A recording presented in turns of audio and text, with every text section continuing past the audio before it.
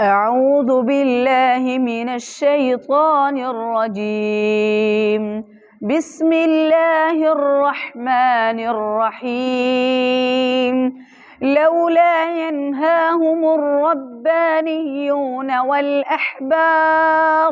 والأحبار عن قولهم الإثم وأكلهم السحت، لبئس ما كانوا يصنعون.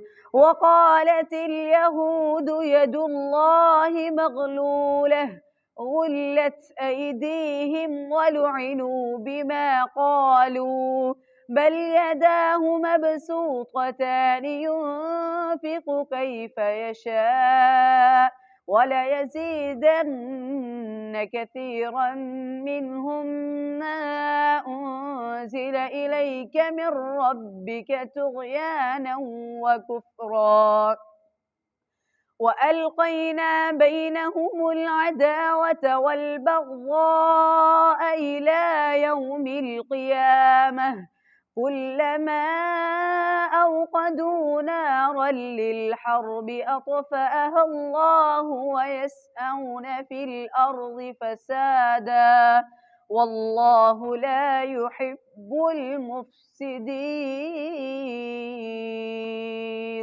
صدق الله العظيم.